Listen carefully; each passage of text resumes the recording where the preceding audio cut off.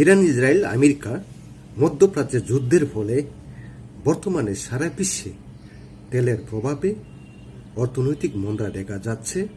ব্যবসা বাণিজ্য, কলকারখানা প্রতিষ্ঠান, যানবাহন চলাচলের সীমিত দেখা যাচ্ছে, যার ফলে সারা বিশ্বেই অর্থনীতিতে সমস্যা হতে পারে।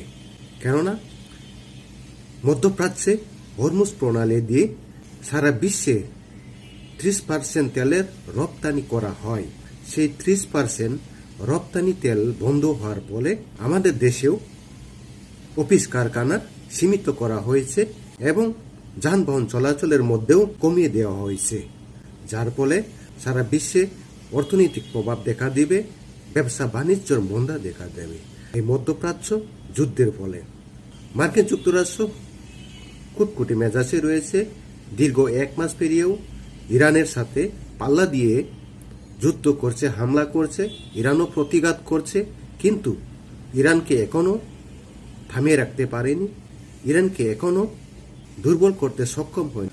যদিও মার্কিন প্রেসিডেন্ট ডোনাল্ড ট্রাম্প বলছেন যে ইরানের আকাশ সীমা নৌপথ অচল করে দেওয়া হয়েছে, অথচ মার্কিন যুক্তরাষ্ট্র ইরানের আকাশে বিমানপথে হামলা করতে গিয়ে অনেকটি বিমান হারিয়ে ফেলছে এখনো, যার ফলে এখনো বলা যাচ্ছে না ইরানের কাছে অস্ত্র কমিয়ে গেছে কিনা, ক্ষেপণাস্ত্র কমিয়েছে কিনা।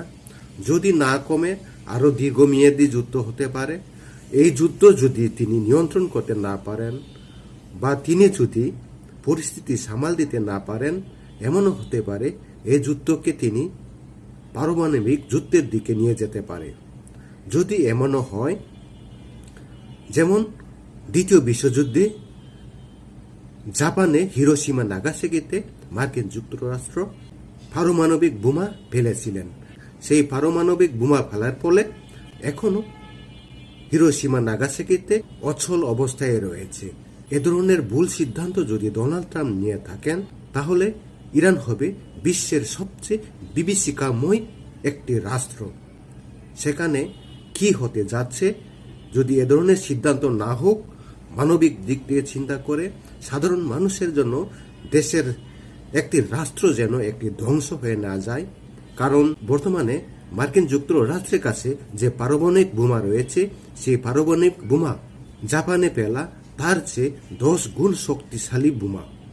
পৃথিবীর ইতিহাসে ইরান ধ্বংস হতে চলেছে। তাই সাধারণ মানুষকে বাঁচাতে হলে সকলেই সচেতন হতে হবে।